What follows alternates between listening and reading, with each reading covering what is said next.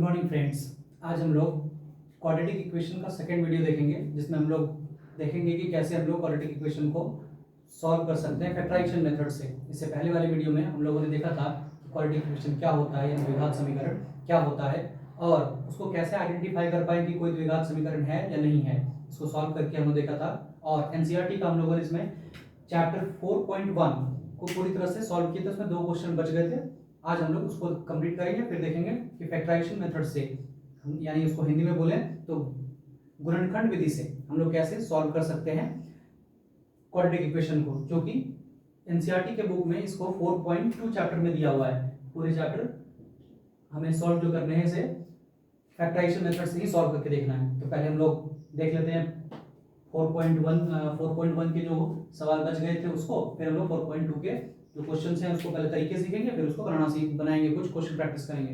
पहले देख लेते हैं कौन कौन क्वेश्चन बाकी रह गया था, उन्हें कर लेते हैं। उसके बाद हम लोग फिर 4.2 पर आते हैं।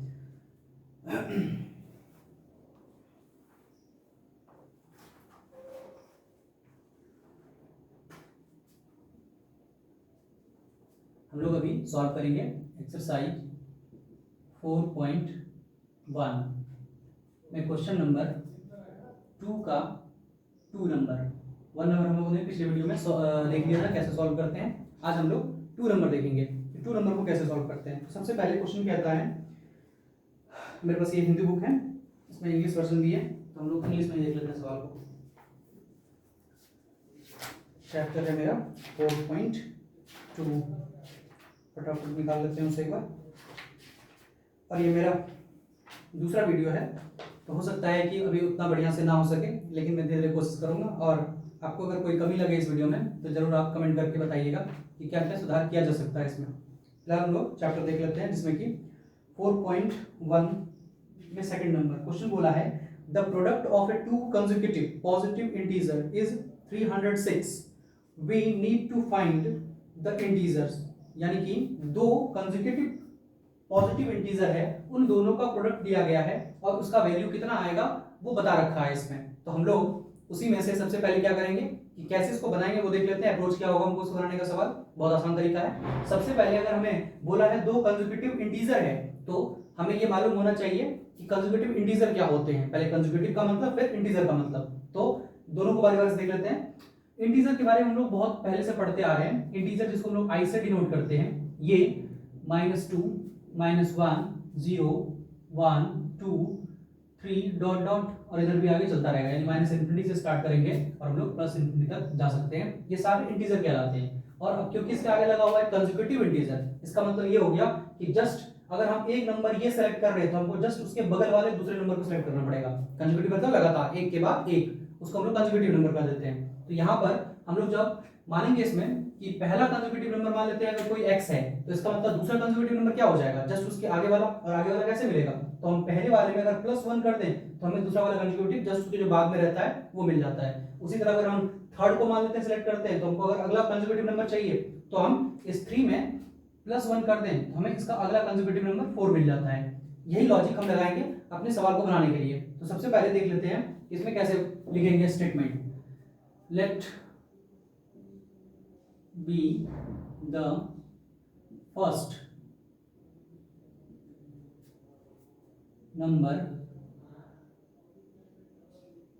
be x, that means second number is equal to x plus 1। अभी तो हम देख रहे थे कि अगर हम पहले वाले इंटीजर में +1 कर दे तो हमको उसके जस्ट बाद वाले इंटीजर मिल जाते हैं। तो हमने यहाँ पर इसमें +1 किया, जिसके कारण हमें दूसरा नंबर मिल गया, दूसरा इंटीजर क्या होगा वो मिल गया। अब हमें करना क्या है, इन दोनों को, इनका और इनका आपस में प्रोडक्ट निकालना है। और इसी का वैल्यू हमें दे रखा है क्वेश्चन में पहले से ही कि इन दोनों को मल्टीप्लाई करें तो आएगा क्या। तो क्वेश्चन में पहले से ही लिख रखा है, जिसका वैल्यू दिया हुआ है 306। That mean the product of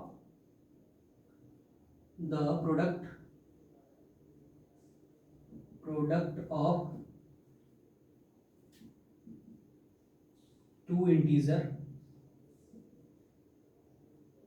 is equal to 306। तो हम लोग इस द प्रोडक्ट ऑफ 2 इंटीजर की जगह पर हम इन दोनों को मल्टीप्लाई करके यहाँ लिख सकते हैं, यानी x into x plus 1 equal to 306, और जब इसको सॉल्व करेंगे तो यहां से आएगा x square plus x equal to 306, और इसको फिर फर्दर सॉल्व कर लें एक्स स्क्वायर। यहां देख लेते हैं स्टेप कैसे हुआ ये वाला, हो सकता है किसी को समझ में ना आया हो, तो एक बार फिर से इसको हम देखते हैं ये स्टेप कैसे काम करता है। क्योंकि यहाँ पर इन दोनों में कुछ यहाँ पर लिखा हुआ नहीं रहता है तो मल्टीप्लाई रहता है ब्रैकेट के बाहर।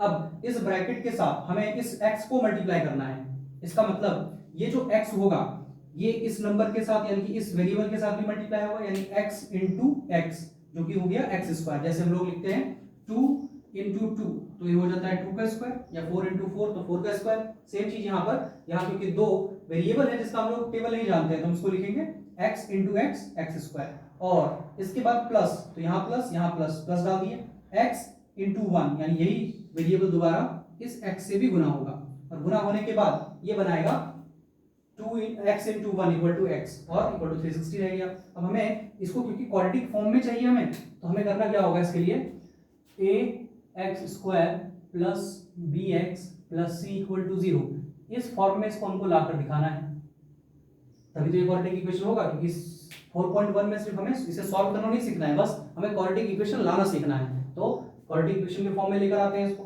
उसी तरह से x, और इसको उठा के कर ले आए तो 306 इक्वल टू 0।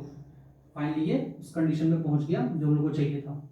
ये हो गया हम लोग का क्वाड्रेटिक इक्वेशन का एक्सप्रेशन सेकंड क्वेश्चन के लिए, सेकंड के लिए। अब इसी तरह इसका जो थर्ड क्वेश्चन है, सेकंड नंबर का जो थर्ड क्वेश्चन है, सेम चीज, इसको भी ऐसे ही हमें एक्सप्रेशन लाकर छोड़ के दिखाना है कि कैसे उसका एक्सप्रेशन आएगा, जो भी सवाल दिया रहेगा उसके अकॉर्डिंग। चलिए अब हम लोग इसके थर्ड नंबर के सवाल को देख लेते हैं कि थर्ड वाले को कैसे बनाएंगे।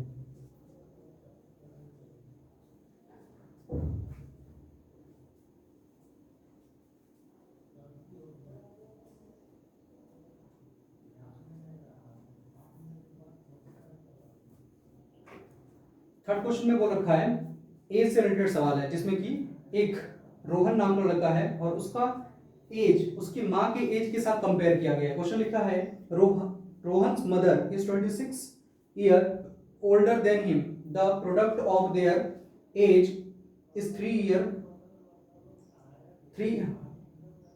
The product of their age of later 3 year is equal to 360, find the present age of Rohan. इसका मतलब क्वेश्चन में बोल रखा है कि एक मदर है और उसका एक सन है, तो सन का एज जितना है उससे 26 ईयर बड़ी है उसकी मां। पहला कंडीशन ये बता रखा है, तो इसका मतलब हम यहां पर क्या मानेंगे कि अगर हम रोहन का प्रेजेंट एज, थर्ड नंबर सवाल है ये,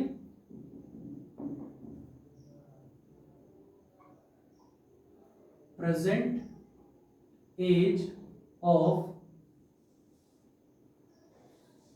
रोहन इक्वल टू अगर x मान ले तो उसकी मां का एज कितना हो जाएगा, क्योंकि वो 26 साल बड़ी है, इसका मतलब रोहन का एज x और उसमें 26 साल और हमें ऐड कर देना पड़ेगा ताकि उसकी मां का एज मिल जाए, क्योंकि वो 26 साल बड़ी है। तो x हो गए, that means her his mother, present age of his mother equal to x plus 26। ये हो गया उसकी मां का प्रेजेंटेज और ये हो गया रोहन का प्रेजेंटेज। अब हमें करने क्या है, दोनों को एज प्रेजेंटेज निकालने के बाद अब हमें आगे बढ़ना है, जिसमें कि ये बोल रखा है आगे स्टेटमेंट में कि अब अगर अब से अभी प्रेजेंटेज x है और आज से 3 साल और बीत जाने देते हैं, यानी कि 1 साल बीता, फिर 2 साल बीतेगा, फिर 3 साल बीतेगा, तो उस वक्त रोहन का एज और उसकी मां का एज 3 साल बढ़ जाएगा। क्योंकि अभी अगर मान लेते हैं कि एग्जांपल के लिए कि अगर हम अभी 10 साल के हैं, तो अगर हम अभी 10 साल के हैं, तो अगर हम 2023 अभी चल रहा है, तो अगर हम 3 साल और बढ़ जाते हैं, यानी कि जब 2026 पहुंचेंगे तो मेरा एज 10 साल ना होकर इसमें 3 साल और इंक्रीमेंट होकर 13 ईयर हो जाएंगे, यानी कि मेरा एज 3 साल बढ़ जाएगा। जितना साल आगे जाएंगे उतना एज मेरा बढ़ता जाएगा। सेम काम उसकी मां के साथ भी होगा, दोनों का एज 3 ईयर बढ़ जाएगा। तो लिख लेते हैं after 3 year Rohan's as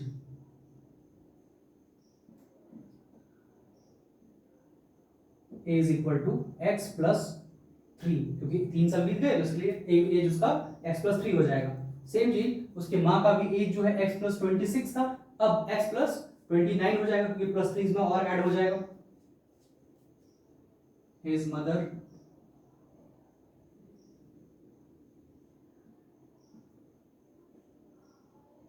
mother's age is equal to x plus 26, ये प्रेजेंट एज था और 3 साल इसमें इंक्रीमेंट हुआ है, इसका मतलब प्लस 3। तो फाइनली जो उसकी माँ का एज आ गया वो आ गया 29। ये हो गए उसके माँ का 3 साल बाद एज कितना हो जाएगा, और ये उसका खुद का एज कितना 3 साल बाद हो जाएगा। अब हमें क्या बोला गया है कि जब 3 साल बाद दोनों का एज ये और ये हो गया है, तब इन दोनों का अगर हम प्रोडक्ट निकालें यानी कि मल्टीप्लाई कर दें इन दोनों का, कोई भी एक नंबर मिलेगा हमको, ये फाइनली ये भी कोई एक नंबर मिलेगा, तो इन दो नंबर को अगर हम मल्टीप्लाई कर दें तो हमें क्या मिलेगा 360 मिलेगा। और अगर 360 मिलेगा तो उसकी बेसिस पे हमें बस क्या करना है, इसका क्वाड्रेटिक इक्वेशन सॉल्व निकाल देना है। निकाल देते हैं। Product of their age equal to 360। इसका मतलब उन दोनों की एज का हमें प्रोडक्ट निकालना है, यानी कि दिस इंटू दिस, यानी x plus 3 into x plus 29 is equal to 360।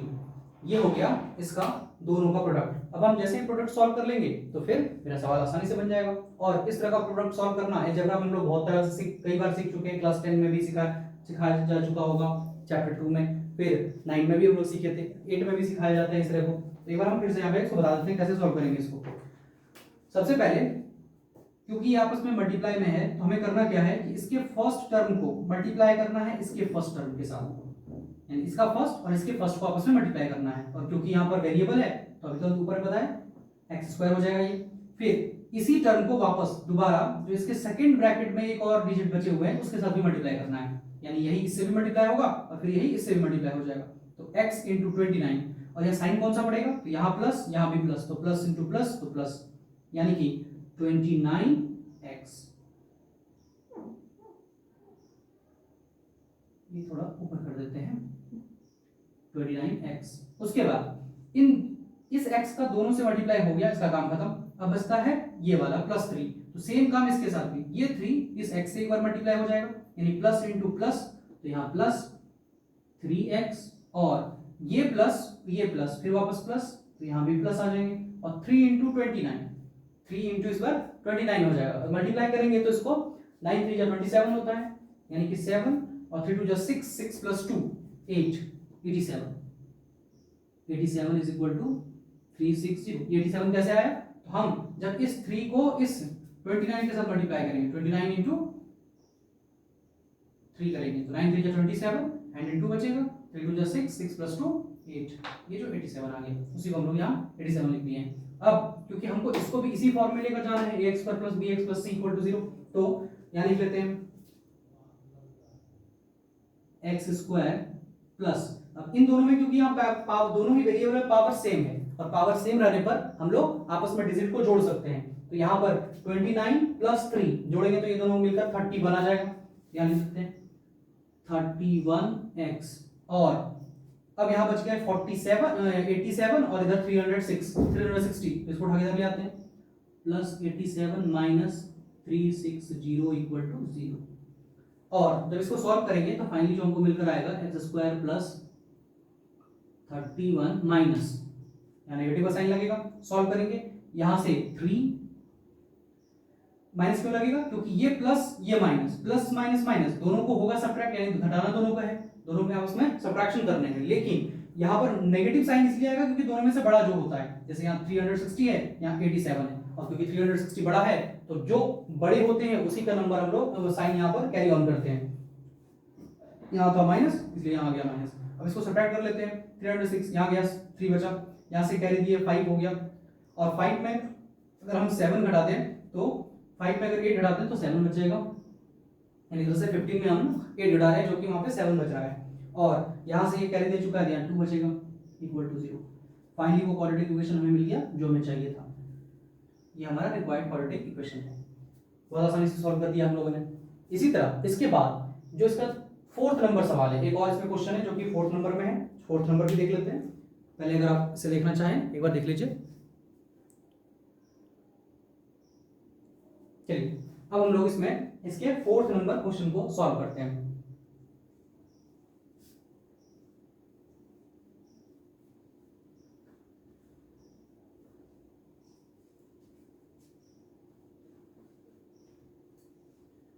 इस चैनल पे मैं रेगुलर इस तरह का मैथ्स के वीडियो अलग अलग चैप्टर के बारी बारी से देने की कोशिश करूंगा। सप्ताह में 3 से 4 वीडियो कोशिश करेंगे कि हम इसमें डाल सकें।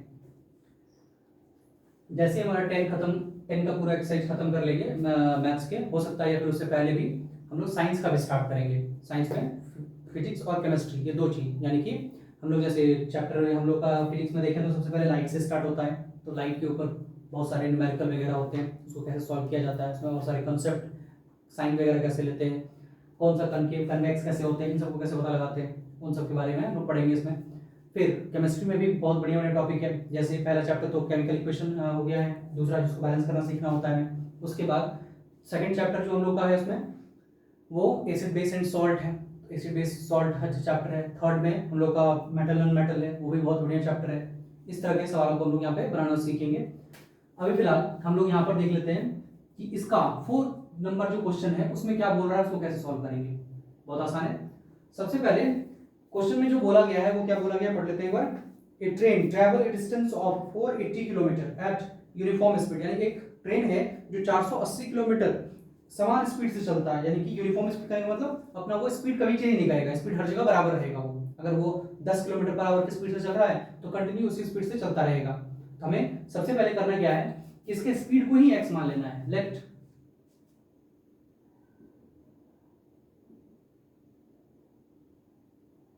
स्पीड ऑफ ट्रेन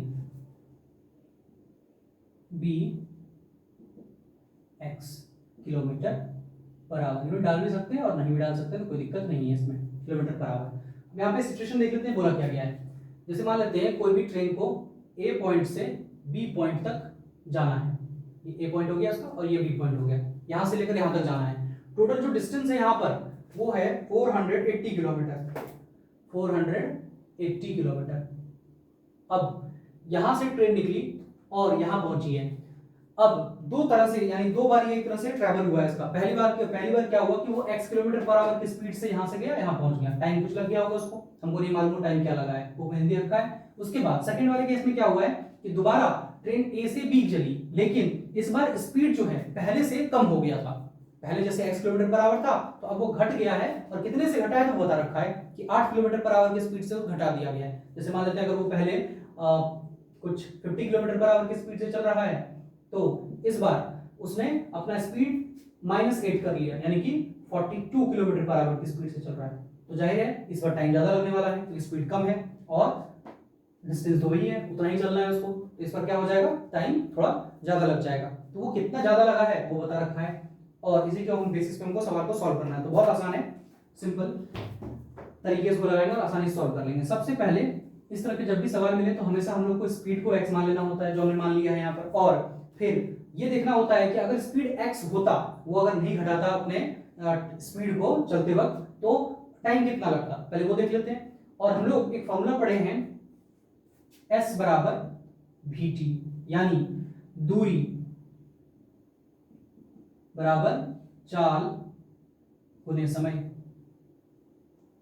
ये हम लोग पढ़े हैं, जिसमें कि एक रिलेशन है डिस्टेंस, स्पीड और टाइम के बीच में। तो हमको यहाँ पे दो चीज मालूम है। हमने यहाँ से स्पीड x मान लिया है, जो कि स्पीड के जगह x रख सकते हैं। डिस्टेंस हमको मालूम है कितना चलना है, उसको 480 किलोमीटर चलना है, तो यहाँ पर डिस्टेंस भी हमको मालूम चल गया कि 480 है। हमें टाइम निकालना था, तो हम लोग टाइम निकाल लेते हैं। Then time taken by train equal to, इसको जो टाइम लग जाएगा, टोटल डिस्टेंस है 480 और डिवाइड बाय x। क्यों है डिवाइड बाय x किया मैंने, क्योंकि यहां से अगर हम थोड़ा सॉल्व करें इसको और देखें, इन दोनों के बीच में मल्टीप्लाई है, तो ये जो v है वो s के नीचे जाएगा, यानी s by v is equal to t, यानी टाइम यानी समय बराबर जो होता है वो दूरी बटे चाल, यानी डिस्टेंस बटे टाइम होता है। इसको यूज करके हम लोग ये वाला लिख सकते हैं, ये मेरा दूरी हो गया, ये मेरा चाल हो गया। अब आगे चलते हैं, जब ट्रेन ने अपना स्पीड घटा दिया तो लिखते हैं new speed speed of train equal to x minus 8 kilometre per hour, यानी कि नया स्पीड जो है उसका x minus 8 kilometre per hour हो गया है। तो अगर नया स्पीड ये है तो टाइम भी तो कुछ और लगा होगा, फिर टाइम कितना होगा इसका, तो फिर देख लेते हैं टाइम कितना आएगा इसका। टाइम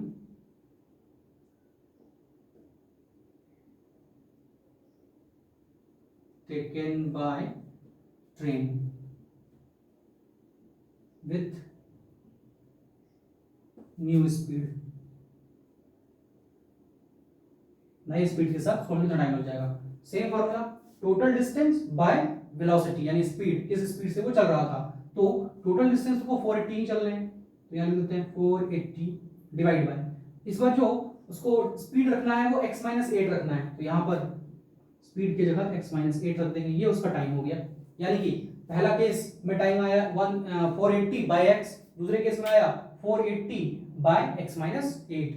अब क्योंकि बोला गया है कि इसमें टाइम ज्यादा लग रहा है, कितना ज्यादा लग रहा है, तो 3 आवर ज्यादा लग जा रहे हैं कंपेयर टू दिस वन, यानी इससे जितना इसमें स्पीड है उसकी तुलना में यहाँ पर ज्यादा टाइम लग रहा है। इसका मतलब ये एक बड़ा नंबर है और ये एक छोटा नंबर है, क्योंकि ज्यादा टाइम लग रहा है, इसका मतलब यहाँ पे कोई भी वैल्यू आएगा, जैसे एग्जांपल के लिए मान ले रहे हैं यहाँ अगर 10 घंटा लग रहा है तो यहाँ से कम ही लग रहा होगा, 5 घंटा 4 घंटा कुछ भी, तो इसका मतलब ये बड़ा नंबर है ये छोटा नंबर है, तो हमको इन दोनों में डिफरेंस निकाल देते हैं, यानी इसको इससे सब्ट्रैक्ट कर लेते हैं। 480 minus x minus 8 minus 480 by x is equal to 3। अब बोलेंगे इसमें डिफरेंस क्यों हुआ, क्यों उसको डिफरेंस किया, यहाँ पे हो सकता है किसी क्वेश्चन दिमाग में आए कि ऐसा डिफरेंस घटा के क्यों लाए, जोड़ के क्यों लिया है, क्योंकि बेसिकली यहाँ पे बोल रखा है कि ये 3 घंटा ज्यादा समय लगा रहा है कंपेयर टू दिस, यानी अगर ज्यादा समय लग रहा है तो जितना ये समय लगा रहा है उतना उसका माइनस कर देते हैं, जो एक्स्ट्रा लग रहा होगा वो अपने आप निकल कर आ जाएगा, अपने आप निकल कर 3 आ जाना चाहिए इसको।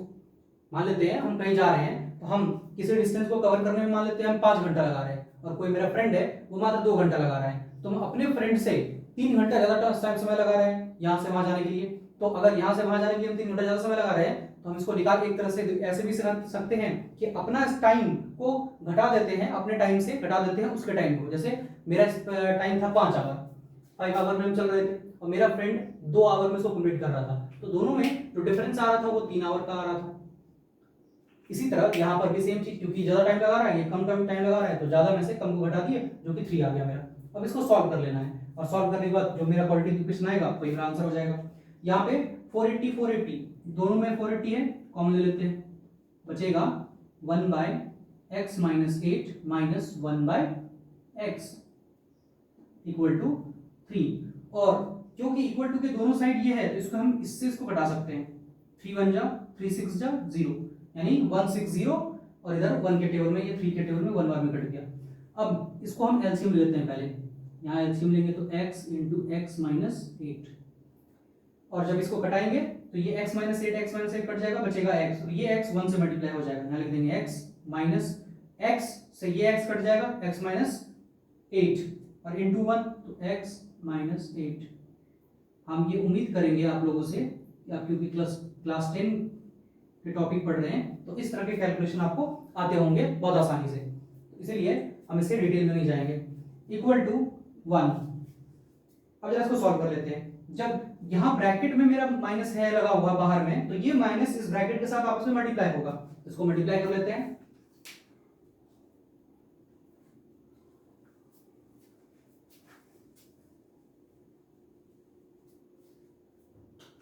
अब यहां पर मेरा बच गया है 160 x माइनस, अब ये माइनस इस x से मल्टीप्लाई होगा तो minus into plus, plus minus minus, तो इस x क्या आ गया माइनस आ गया, और यहाँ माइनस ये माइनस और ये माइनस आपस में मल्टीप्लाई हो गया, माइनस इंटू माइनस प्लस हो जाता है, हम लोग पढ़े हैं माइनस इंटू माइनस आपस में प्लस हो जाते हैं, और minus into plus equal to minus हो जाते हैं। तो यहाँ पर उसी लॉजिक को इस्तेमाल कर रहे हैं हम लोग और सॉल्व कर रहे हैं इसको, और डिवाइड बाय नीचे बचा हुआ है x minus 8 is equal to 1। अब यहाँ से क्योंकि ये x प्लस में है ये माइनस में, ये दोनों आपस में कट जाएंगे, बचेगा सिर्फ 8, तो यहाँ हो गया 160 इंटू 8, और ये जो नीचे में डिनोमिनेटर में मेरा x इंटू एक्स माइनस 8 है इसको उठाकर इधर ले जाते हैं, यानी क्रॉस मल्टीप्लाई कैसे कर दे रहे हैं हम, तो जब क्रॉस मल्टीप्लाई करेंगे तो ये आ जाएंगे x इंटू एक्स माइनस 8। अब इस पूरे इक्वेशन को एक बार पलट के लिख लेते हैं ताकि हमको सॉल्व करने में थोड़ा अच्छा लगे, अब देखने में भी ये क्वाड्रेटिक इक्वेशन दिखेगा। अब ये जो आ गया, तो इस तरह के सवाल हम लोग इससे पहले 3 नंबर या 2 नंबर में हम लोग बना चुके थे। कैसे बनाए थे? तो ये वाला इससे मल्टीप्लाई हुआ, फिर ये इससे मल्टीप्लाई होगा, जो आएगा लिख देंगे। लेकिन यहाँ साइन का ध्यान रखना है, यहाँ प्लस यहाँ प्लस, तो प्लस इंटू प्लस प्लस रहेगा, x into x x square, यहाँ plus minus plus minus minus, यहाँ minus x into 8 8x equal to, अब इसको मल्टीप्लाई कर लेते हैं। तो 8 0 0 48 4 12 यानी 1280 ये आ गया। अब जरा इसको सॉल्व कर लें, x square 8x minus 1280 equal to 0, ये हमारा रिक्वायर्ड क्वाड्रेटिक इक्वेशन आ गया। ये था पूरा 4.1 चैप्टर जो हम लोगों ने कंप्लीट किए। इसके बाद 4.2, इसके बाद जो चैप्टर जिसका है 4 को एक्सरसाइज कह सकते हैं क्योंकि चैप्टर 4 है, एक्सरसाइज बोलेंगे इसको 4.2। तो 4.2 में हम लोग देखेंगे कि फैक्टराइजेशन से ये सब जो इक्वेशन आ रहे हैं इसको कैसे हम लोग फैक्टराइजेशन मेथड से सॉल्व कर सकते हैं। और फिर हम लोग पहले थोड़ा सा थ्योरी देख लेते हैं कैसे इसको सॉल्व करते हैं, फिर उसमें सवाल बनाने की कोशिश करेंगे हम लोग बनाने का।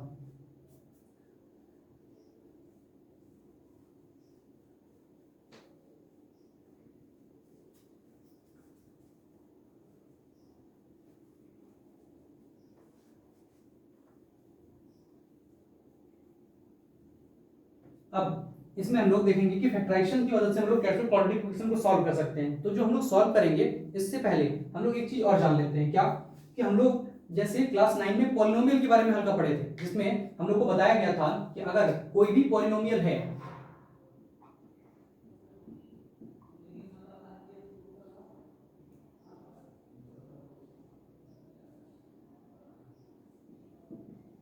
अगर ये एक पॉलिनोमियल है px के टर्म में, इक्वल टू 0 नहीं होंगे, मान लेते हैं ये px के टर्म में एक पॉलिनोमियल है, और इस px के टर्म में अगर ये पॉलिनोमियल है जो कि क्वाड्रेटिक पॉलिनोमियल है, अब इसमें अगर x का वैल्यू हम लोग कोई ऐसा फाइंड आउट कर लेते थे, x का कोई एक पर्टिकुलर ऐसा वैल्यू यहाँ रख देते थे जिसके कारण ये पूरा पॉलिनोमियल 0 हो जाता था, तो हम लोग उस वैल्यू को, x के उस वैल्यू को इस क्वाड्रेटिक पॉलिनोमियल का एक तरह से सॉल्यूशन बोलते थे कि ये इस पॉलिनोमियल का सॉल्यूशन है। जैसे यहाँ पर अगर हम देखें तो x इक्वल टू अगर हम 2 रख लें, अगर x इक्वल टू यहाँ 2 रख देते हैं तो p2 is equal to 2 into 2 का स्क्वायर प्लस 2 माइनस 10। सॉल्व करेंगे इसको, 4 4 2 जा 8, 8 प्लस 2 10, 8 प्लस 2 माइनस 10, तो यहाँ से p2 जो निकल कर आएगा ये हो जाएगा 10 माइनस 10 इक्वल टू 0, यानी p2 जो मेरा आया वो 0 आया। इसका मतलब x इक्वल टू 2 रखने पर ये पॉलिनोमियल पूरा 0 हो जाता है। इसका मतलब x इक्वल टू 2 इस पॉलिनोमियल का एक सॉल्यूशन होगा। ऐसा हम लोग सॉल्व किया करते थे। सेम तरीका यहाँ पर भी लगेगा, लेकिन यहाँ पर उसको हम लोग पॉलिनोमियल का सॉल्यूशन ना बोलकर हम लोग x का वो वैल्यू खोजेंगे जिसके कारण क्वाड्रेटिक इक्वेशन सेटिस्फाई कर जाएगा। यानी क्वाड्रेटिक इक्वेशन में अगर उस वैल्यू को रख दें तो वो पूरा का पूरा 0 हो जाएगा। तो हम लोग कैसे सॉल्व करते हैं उसको देखते हैं।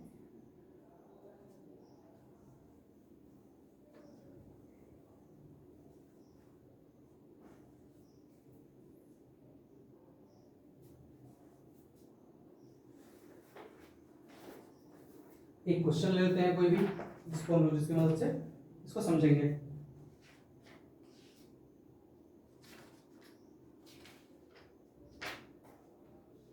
जैसे क्वेश्चन एक है, ये हम लोग देख रहे हैं एक्सरसाइज 4.2 को सॉल्व करने का तरीका। अभी सवाल बना नहीं रहे, बस तरीका देख रहे हैं कि कैसे इसको सॉल्व कर लेंगे। अगर वो तरीका आ गया फिर आसानी सॉल्व कर लेंगे। तो पहले सवाल एक ले लेते हैं कोई जिसमें कि 2x square minus 5x plus 3 is equal to 0। ये क्वाड्रेटिक इक्वेशन है, इसको हमको सॉल्व करना सीखना है, वो भी फैक्टराइजेशन से, यानी x का वो वैल्यू निकालना है जिसके कारण ये पूरा क्वाड्रेटिक इक्वेशन आपस में अगर उस वैल्यू को इस x की जगह पर पुट कर दे 0 हो जाएगा, एक तरह से सेटिस्फाई कर दे। इसको हम लोग रूट भी कहते हैं, इसका रूट कह सकते हैं, इसका सॉल्यूशन कह सकते हैं, या फिर इसका जीरो कह सकते हैं, जीरोस, यानी इसके ये सॉल्यूशन एक तरह से।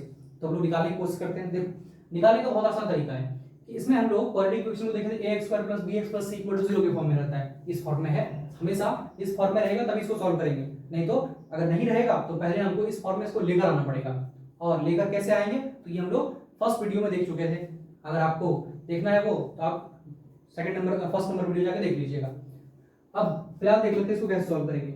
सबसे पहले इसमें हमें फर्स्ट टर्म और लास्ट टर्म, एक और चीज इसको सॉल्व करते वक्त ये ध्यान रखना है कि पावर जो है वो डिक्रीजिंग ऑर्डर में हो, यानी क्वाड्रेटिक इक्वेशन का जो पावर है वेरिएबल के पावर वो डिक्रीजिंग ऑर्डर में होने चाहिए। जैसे यहाँ x पावर 2 है, फिर x पावर 1 है, यहाँ पर x नहीं है तो इसका मतलब x पावर यहाँ 0 रहा होगा, यानी पावर जो है डिक्रीजिंग ऑर्डर में होना चाहिए। होने के बाद हमें करना क्या है कि फर्स्ट टर्म और लास्ट टर्म को साइन के साथ मल्टीप्लाई करके कहीं रफ में लिख लेना है एक जगह, मैं कॉपी के किसी साइड में लिख लेते हैं 2x स्क्वायर इंटू 3, और इसको जब सॉल्व करेंगे तो ये आ जाएगा फाइनली 6x स्क्वायर। अब इसी 6 को x स्क्वायर को दो ऐसे पार्ट में तोड़ना है जिससे कि हम लोगों को मल्टीप्लाई करने पर तो 6x स्क्वायर मिले, लेकिन सब्ट्रैक्ट करने या फिर ऐड करने पर यानी जोड़ने या घटाने पर हमें -5x मिले। ध्यान रखिए मैंने बोला यहाँ -5x मिले, यानी कि साइन के साथ मल्टीप्लाई करेंगे तो वो +6x स्क्वायर मिलना चाहिए हमको। दो ऐसा नंबर हमको खुद से सोचना पड़ेगा यहाँ पर कि मल्टीप्लाई करें तो +6x स्क्वायर ही आए, और अगर सब्ट्रैक्ट करें या फिर डिवाइड ऐड करें, नहीं सब्ट्रैक्शन भी या फिर एडिशन, दोनों में से कोई भी केस यूज कर सकते हैं, दोनों में से जो भी यूज करें, लेकिन वो क्या आना चाहिए इसका मिडिल टर्म यानी कि -5x आना चाहिए। तो देख लेते हैं ऐसा कोई दो नंबर। अब इसके लिए खुद से सोचना पड़ेगा क्योंकि बार बार प्रैक्टिस करने से ही आएगा, अचानक अपने से तो आएगा नहीं, क्योंकि इस तरह का फैक्टराइजेशन हम लोग करना क्लास 9 में भी सीख चुके थे। अगर वहां पे अगर अच्छे से पढ़े हैं तो यहाँ पर आसान हो जाएगा उसको सोचना। फिलहाल क्योंकि ये सवाल बहुत आसान है, दिख रहा है हमको कि यहाँ पर 6 चाहिए और यहाँ पर 5 चाहिए, तो ऐसा कौन सा नंबर है, तो हमको दिख रहा है 3 2 6 होता है, तो हम यहाँ पे 3 लिख सकते हैं नंबर में और यहाँ 2 लिख सकते हैं। और क्योंकि यहाँ पर स्क्वायर भी है x, तो हम क्या दोनों में से किसी एक में स्क्वायर लगा दें, x स्क्वायर लगा दें, नहीं लगा सकते। क्यों नहीं लगा सकते, क्योंकि बेसिकली अगर हम इसमें x स्क्वायर लगा देते तो फिर इन दोनों को जोड़ नहीं पाएंगे हम कभी या घटा नहीं पाएंगे, क्योंकि हमेशा सब्ट्रैक्शन और एडिशन वेरिएबल में जब तक पावर सेम नहीं रहेगा तब तक उसको कुछ नहीं कर सकते हैं। इसका मतलब हमको यहाँ पर किसी एक में x स्क्वायर लगाने से काम नहीं चलेगा, हमको दोनों में बांट कर देना पड़ेगा इसको, इसमें भी x चला गया इसमें भी x चला गया। अब क्योंकि वेरिएबल की पावर सेम है तो हम इन दोनों को आपस में आसानी से मल्टीप्लाई कर सकते हैं, और अगर ये मल्टीप्लाई हो सकता है तो फिर कोई दिक्कत ही नहीं है, हम इसको ऐड भी कर सकते हैं। अब देख लेते हैं कि ये माइनस साइन कैसे आएगा, क्योंकि यहाँ पर तो हमको पॉजिटिव चाहिए लेकिन यहाँ पर नेगेटिव चाहिए, तो ये पता कैसे चलेगा, तो ये पता चलेगा हमको इसको जोड़कर लाने हैं यहाँ पर -5 या फिर घटाकर लाने हैं, तो हम कभी 3 में से 2 घटाकर तो कभी 5 जा नहीं सकते, इसका मतलब जोड़ना ही पड़ेगा हमको, एक तरीका वही बचता है। तो अगर जोड़ना है तो प्लस प्लस साइन रहेगा तो ये तो आ जाएगा, कोई दिक्कत नहीं है, 3 2 6 x into x स्क्वायर आ रहा है, प्लस इंटू प्लस प्लस आ रहा है, सब आ रहे हैं, लेकिन जोड़ने के कारण 3 + 2 करेंगे तो कभी भी -5 तो x नहीं आ सकता है, तब फिर क्या कर सकते हैं हम लोग, तो एक और तरीका है जिससे कि ये भी ना, ये कंडीशन भी ना टूटे और ये भी सेटिस्फाई हो जाए। वो तरीका क्या है कि दोनों में ही हम माइनस लगा देते हैं। अब जब दोनों में माइनस लगा देंगे तो जब मल्टीप्लाई होगा तो माइनस इंटू माइनस ये प्लस बन जाएगा, और 3 2 6 रहेगा, x into x स्क्वायर रह जाएगा, यानी कंडीशन ब्रेक नहीं कर रहा है यहाँ वाला, कोई दिक्कत नहीं है। क्या यहाँ सेटिस्फाई किया, तो बिल्कुल, क्योंकि दोनों में ही नेगेटिव साइन है, यहाँ भी नेगेटिव यहाँ भी नेगेटिव, और नेगेटिव नेगेटिव हम लोग जानते हैं क्या होता है कि एडिशन, यानी कि बोल रहे हैं ऐड करो, लेकिन साइन उसी का पड़ता है जो बड़ा होता है, तो बड़ा यहाँ 3 है, इसका मतलब नेगेटिव साइन लगेगा यहाँ पर, कोई दिक्कत नहीं होना चाहिए अभी तक। यहाँ पर देख लेते हैं अभी इसको। अब करेंगे क्या, जैसे ही ये तोड़ना हम लोग सीख लिया और लिख लिए यहाँ पर, तो हमें इस मिडिल टर्म को यहाँ से रिप्लेस करना है साइन के साथ, पूरा मिडिल टर्म ही यहाँ से रिप्लेस हो जाएगा, इस पूरे टर्म को यहाँ से हमें हटा देना है, और हटाने के बाद उसके जगह पर इन दो टर्म को जो हमने तोड़ कर लाया है उसे पुट कर लेने हैं, तो रख लेते हैं यहाँ पर 2x square -2x -3x plus 3 = 0। हमने यहाँ 2x पहले इसलिए लिया है क्योंकि ताकि यहाँ भी वो 2x दिख रहा था, इसके कारण वो कॉमन लेना आसान हो जाता। अब हम अगर 3x भी लेते तो भी आंसर आता, उसमें कोई दिक्कत नहीं है। अब जरा इसको सॉल्व कर लेते हैं। हमको यहाँ दिख रहा है, इस थोड़ी देर के लिए इसको अगर हम थोड़ा देखें तो ये 2 × x है, क्योंकि x स्क्वायर करने का मतलब थोड़ा देर पहले देखे थे x × x, इसी को x स्क्वायर लिखते हैं, तो अगर x स्क्वायर है तो इसको x × x भी लिख सकते हैं हम लोग, ये x है, और जब ऐसा लिख सकते हैं तो इसे लिख दिए -2 × x है ये, -3 × x है ये, प्लस 3 = 0। और जब ऐसा दिख रहे हैं तो यहाँ पर हमको 2x, यहाँ पर भी हमको 2x कॉमन दिख रहा है, तो हम 2x कॉमन निकाल लेंगे। यहाँ से निकालने के बाद ये तो बाहर चला गया, बचा रह गया 1x, तो 1x लिख देंगे, माइनस माइनस लगा देंगे, और क्योंकि यहाँ पे पूरा 2x बाहर जा चुका है, इसका मतलब यहाँ 1 बचा रह गया होगा, कुछ नहीं है तो 1 रह गया। इस वाले केस में 3 दिख रहा है, यहाँ भी 3 दिख रहा है, लेकिन यहाँ पे हमको माइनस भी दिख रहा है, तो इसका मतलब यहाँ पर भी माइनस रहेगा, यहाँ पर भी माइनस है जो हमें दिखता नहीं है। कैसे नहीं दिखता है? अगर हम इस माइनस को देखें, ये प्लस को देखें, तो ये दो माइनस से मिलकर बना रहता है। 2 माइनस इंटू माइनस ही तो प्लस बनता है, यानी जो प्लस है इसमें दो माइनस छुपा हुआ है। तो अगर दो माइनस छुपा हुआ है तो इसमें से अगर हम एक माइनस निकाल लेते हैं इस 3 के साथ, तो ये भी माइनस 3x हो जाएगा और ये भी माइनस 3 हो जाएगा, जिसके कारण हम माइनस 3 कॉमन ले सकते हैं यहाँ से। तो ले लेते हैं माइनस 3 कॉमन ले लिए। अब माइनस तो बाहर जा चुका है, यहाँ सिर्फ x बचा हुआ रह गया, तो x लिख देते हैं। और ये प्लस में से एक माइनस हमने निकाल दिया, जिसके कारण एक माइनस यहाँ बचा हुआ रह गया होगा, तो यहाँ पर -1 = 0। अब यहाँ है x - 1, यहाँ पर भी है x - 1, तो हम फिर से कॉमन ले सकते हैं यहाँ से x - 1। यहाँ पर बच किया गया 2x - 3 = 0।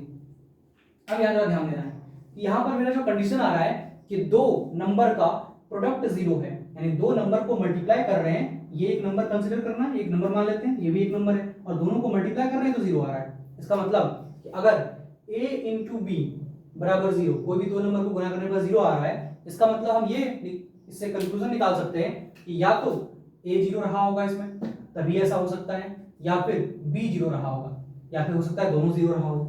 ये तीन कंडीशन हो सकते हैं, तभी ये मल्टीप्लिकेशन का प्रोडक्ट 0 आ सकता है, नहीं तो ऐसा कोई कंडीशन नहीं है जिसमें कि 0 आएगा रियल के लिए।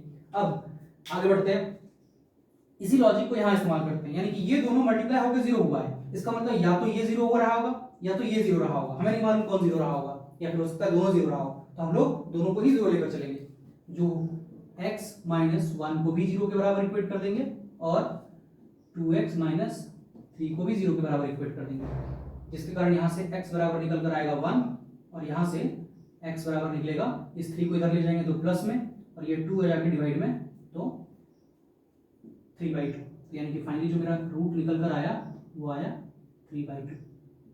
ये है इस क्वाड्रेटिक इक्वेशन का सॉल्यूशन। यानी अगर हम x = जो मेरा आंसर 1 आया है, अगर हम इस 1 को इस इक्वेशन में पुट करें और सॉल्व करें तो ये पूरा इक्वेशन 0 हो जाएगा। उसी तरह x = 3/2 को इस इक्वेशन में पुट करेंगे, सॉल्व करेंगे, तो ये भी फिर से वापस दोबारा 0 हो जाएगा। और इसमें दो आंसर क्यों आया? तो एक और खास बात, ये पहले भी वीडियो में बता चुके हैं कि जब भी किसी वेरिएबल में जितना पावर होता है उस इक्वेशन का उतना ही सॉल्यूशन आएगा। अगर किसी में एक पावर है मैक्सिमम वेरिएबल का तो उसका एक ही सॉल्यूशन आएगा, क्योंकि इसमें मैक्सिमम पावर 2 था, इसलिए 2 सॉल्यूशन आएगा। उस क्यूबिक इक्वेशन में जब जाएंगे तो वहां पे 3 सॉल्यूशन आएगा, और जब क्वाड्रेटिक इक्वेशन पावर 4 वाले इक्वेशन में जाएंगे तो वहां पर हमें 4 सॉल्यूशन मिलेंगे।